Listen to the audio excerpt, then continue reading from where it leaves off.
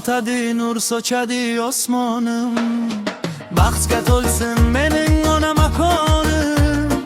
Ajdodlardan qolgan buyuk merosim, O'zbekiston faxrim iftixorimsan.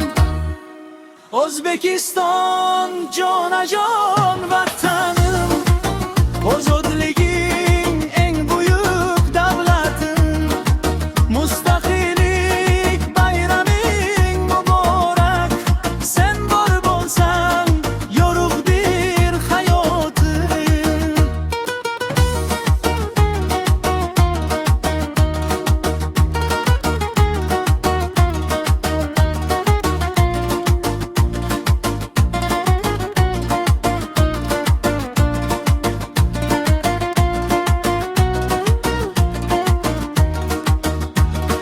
Ko'chga boqar hilpiragan bayrog'im, yuragimda jo'sh uradi g'ururim.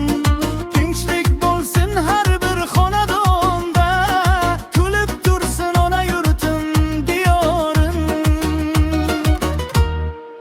O'zbekiston jonajon vatanim, ozodliging eng buyuk davlatim.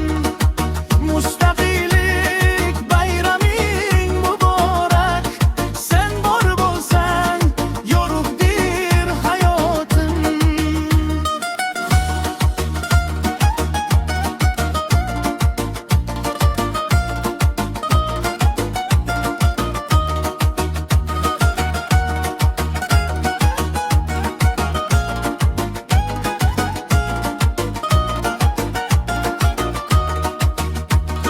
Bir osmon, bir quyosh, bir vatan, yuraklarda yashar buyuk ishonch.